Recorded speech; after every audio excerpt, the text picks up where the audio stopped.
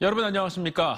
트럭이나 화물차 같은 대형 차량은 운전자가 보지 못하는 사각지대가 넓어서 사고 위험이 굉장히 높습니다. 실험을 통해 직접 확인해보니 키가 작은 어린아이들은 차에서 5m 이상 떨어지기 전까지 바로 옆에 있어도 전혀 보이지 않았습니다. 조형준 기자의 보도입니다. 자전거를 타고 가던 여성이 교차로에서 우회전하는 레미콘과 부딪힙니다. 20대 여성은 병원으로 옮겨졌지만 결국 숨졌습니다. 며칠 뒤에도 길을 건너던 70대 여성이 25톤 덤프트럭에 치여 숨지는 등 대형 차량 사고가 이어지고 있습니다. 트럭이나 화물차 같은 대형 차량은 승용차나 SUV 등에 비해 차고와 창틀 높이가 높아 운전석에서 보이지 않는 사각지대가 넓기 때문입니다. 대형 화물차가 우회전하는 상황에서 길을 건너려는 아이들이 얼마나 잘 보이는지 실험했습니다. 차에서 2m 떨어져 있는 키 100cm의 5살 정도 된 아이. 운전석에선 하나도 보이지 않습니다. 전혀 안 보이는데요? 안 보여요. 키가 조금 더 큰 140cm의 초등학생을 상대로 사각지대를 확인했습니다.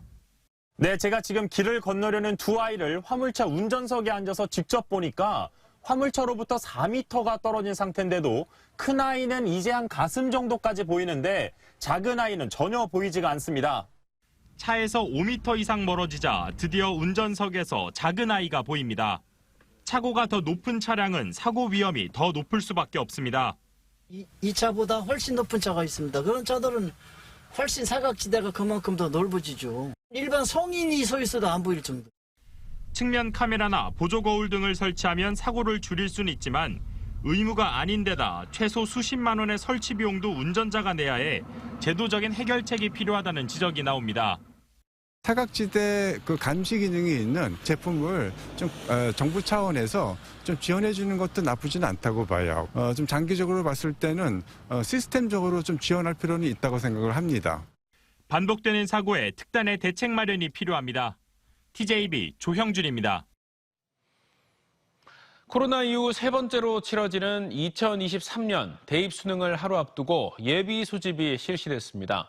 코로나19 확산세가 빨라지면서 시험에 차질이 생길 거란 우려도 나오고 있는 가운데 수험생들은 긴장감 속에 최선을 다할 것을 다짐했습니다. 올해 수능은 증상과 격리 여부에 따라 각기 다른 시험장에서 수능 시험을 치르게 되는 만큼 각별한 주의가 필요합니다. 김진석 기자입니다. 예비 소집에 참여한 수험생들이 다소 긴장한 표정으로 감독관으로부터 시험장 유의사항을 듣고 있습니다. 예비 소집은 방역을 고려해 워킹스루 방식으로 이루어졌습니다. 수험생들은 수험표에 기재된 선택 과목이 본인이 선택한 것이 맞는지 확인하고 시험장 위치를 꼼꼼히 확인했습니다.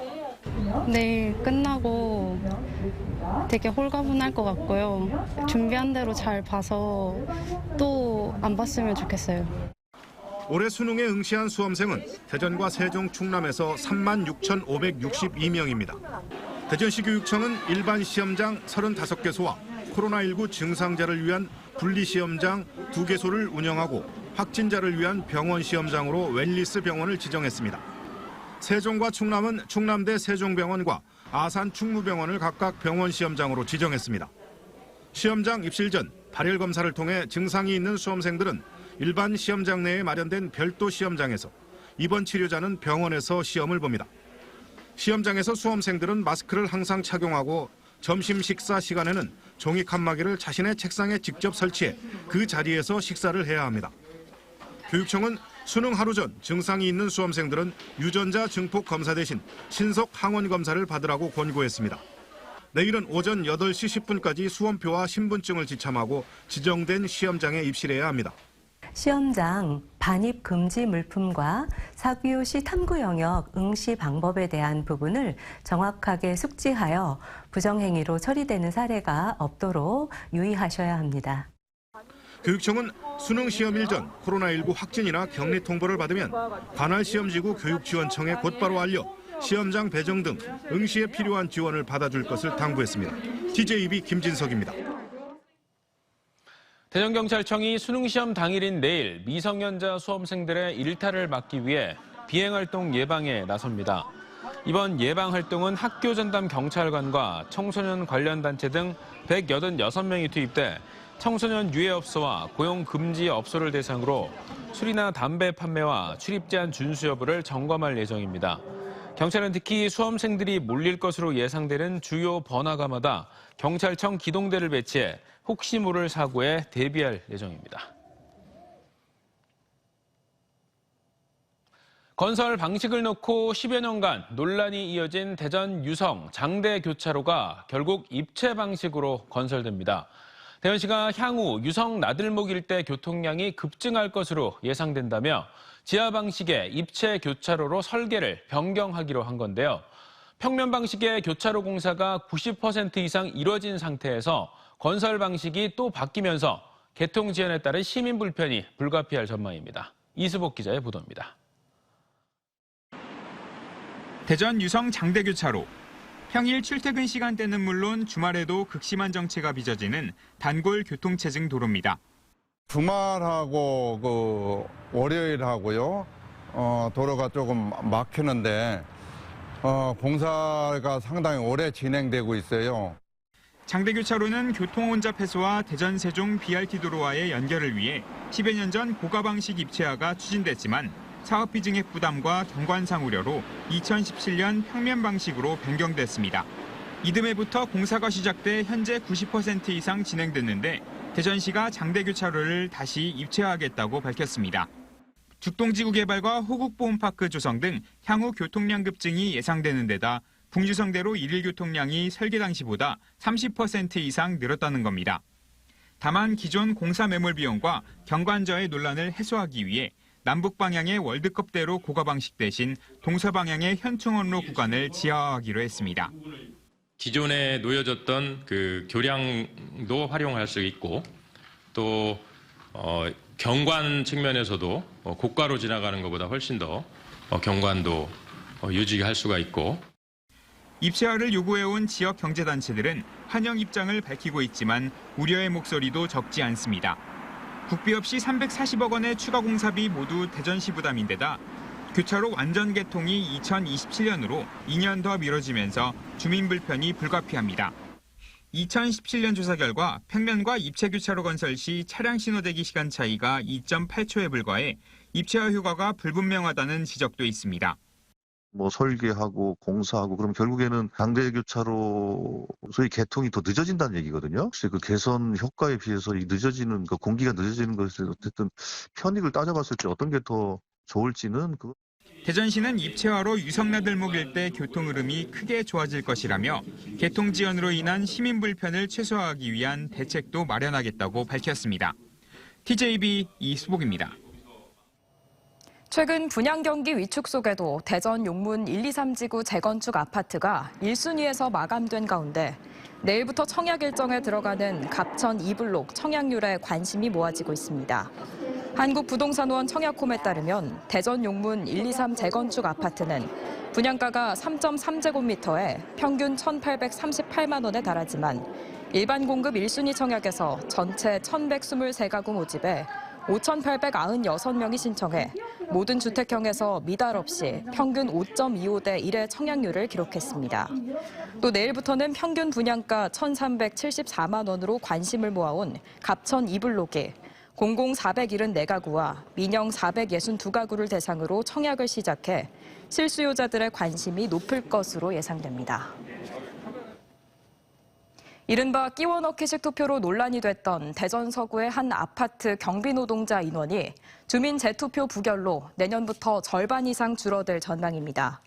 이 아파트는 지난 7월 주민투표 60% 찬성으로 통과된 아파트 관리규약 개정안에 입주자들 모르게 경비원 대량 감축이 끼워 넣기식으로 투표된 거란 논란이 제기됐습니다.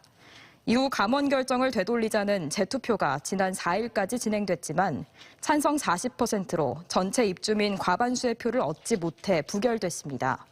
이에 따라 내년 1월부터는 해당 아파트에서 근무하던 경비 노동자 56명 가운데 26명만 남게 됩니다. 한국전쟁 당시 민간인 희생자들이 전국에서 가장 많이 학살당한 대전 산내 골령골에서 지난 3년간 정부 주도로 유해 발굴 사업이 진행됐는데요. 마지막 유해 안치식과 함께 유해 발굴 사업도 조만간 마무리될 예정입니다. 아직까지 유전자 감식을 통해 가족으로 돌아간 유해가 없어서 유족들은 아쉬움만 가득한 실정입니다. 김철진 기자입니다. 72년이 지나 이제는 고령이 된 딸이 아버지에게 술잔을 올립니다. 한국전쟁 당시 민간인 희생자들이 학살당한 대전 산내 골령골에서 지난 3년간 정부 주도 유해 발굴 사업으로 이뤄진 마지막 안치식이 열린 겁니다. 첫 유해 발굴 이후 5번째 발굴 사업입니다. 이를 계기로 희생자들의 명예를 회복하고 유가족의 상처를 치유하는 올해 111구의 유해가 발견되면서 지금까지 모두 1361구의 유해가 지상으로 나왔지만 아직 진실은 다 드러나지 못했습니다. 골령골 민간인 희생자는 1,800명에서 많게는 7,000명까지 이를 것으로 추정되는데 새로운 학살지가 발견된 겁니다. 남성 중심의 유해가 나온 제1학살지와 달리 꽃신과 비녀, 중학교 배지 등 여성과 미성년자의 것으로 추정되는 유품도 대거 발견됐습니다. 학살이 일어난 단일 고랑의 규모로 가장 큰 제2학살지입니다. 이곳의 실체가 지난달에서야 발견되면서 아직도 발굴 작업은 마무리되지 못했습니다. 제2학살지에 대한 유해 발굴은 이번 주 안으로 마무리될 예정으로 유족들은 안타까운 마음을 감추지 못하고 있습니다. 가해자들에 대한 진상조사도 애타게 기다렸던 유전자 감식도 이루어지지 못했기 때문입니다. 특히 유전자 감식 예산은 결국 올해도 반영되지 못해 어떤 유해도 가족의 품으로 돌아가지 못했습니다. 발굴하기 전에는 기대라도 있었어요. 아버님의 그 유골 한 조각이라도 온 상태로 나오셔서 우리 유전자 검사해가지고 아버님을 찾았다는 그 적이라도 있어야 하는데 이건 그것도 없잖아요. 골령골엔 유해 발굴 이후 한국전쟁 전후에 희생된 민간인을 위한 평화의 공원이 오는 2024년까지 조성됩니다. 유족들은 평화와 추모에 앞서 철저한 조사와 감식이 선행돼야 한다고 말합니다. TJB 김철진입니다. 국립경찰병원 분원 건립 최종 후보지 3곳 중 한 곳으로 선정된 아산시가 후보지 실사를 앞두고 현장 점검에 나섰습니다. 박경기 아산시장과 관계 공무원들은 아산시 초사동 경찰타운을 찾아 송병일 경찰인재개발원장을 면담하고 국립경찰병원이 아산에 유치되도록 경찰타운 내 기관들이 힘을 모아달라고 요청했습니다. 이어 경찰타운 내 건립 후보지로 이동해 오는 24일로 예정된 심사위원들의 후보지 실사를 앞두고 아산의 입지적 장점과 접근성 등을 면밀히 검토했습니다. 생후 9개월 된 아기를 굶기는 등 학대한 혐의를 받는 30대 친모가 검찰에 넘겨졌습니다. A씨는 지난 8일 대전 서구에서 영양실조와 탈수 증세를 보이며 심정지 상태로 병원에 이송된 9개월 된 아기를 굶기고 방임하는 등 아동학대를 한 혐의를 받고 있습니다. 경찰은 지난 10일 A씨가 구속된 이후 프로파일러를 투입해 추가 학대 혐의가 있는지 수사한 뒤 결과를 기다리고 있으며 A씨는 아이를 굶긴 적이 없다며 여전히 혐의를 부인하고 있습니다. 한편 병원으로 옮겨진 아기는 여전히 스스로 호흡하지 못해 중환자실에서 인공호흡기에 의존하고 있는 걸로 전해졌습니다. 오늘 오후 3시 30분쯤 대전시 중구 중촌동의 한 3층짜리 상가 1층에 있는 문구점에서 불이 나 1시간 30여 분 만에 꺼졌습니다.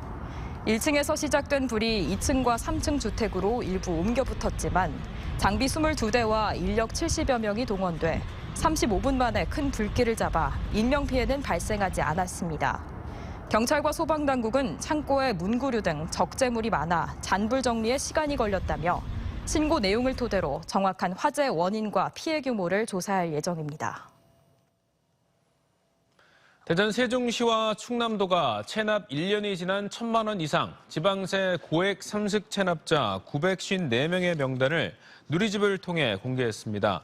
대전의 총 체납액 규모는 76억 9,900만 원으로 1,000만 원 이상 3,000만 원 미만이 197명으로 가장 많았고 개인 최고 체납액은 3억 5,700만 원, 법인 최고는 3억 1,500만 원이었습니다. 세종은 개인 10억 800만 원, 법인 5억 6,300만 원 등 모두 15억 7,100만 원으로 개인 30명과 법인 26곳이었으며 충남은 644명으로 이들의 전체 체납액은 220억 원으로 나타났습니다. 대전시와 세종시, 충남도는 고액 상습 체납자에 대해 출국 금지와 공공정보 등록, 재산 압류 등 강력한 징수 활동에 나설 방침입니다. 천안 심야버스가 오늘부터 천안 아산역과 아산역을 추가로 경유하는 등 노선을 확대 운행합니다.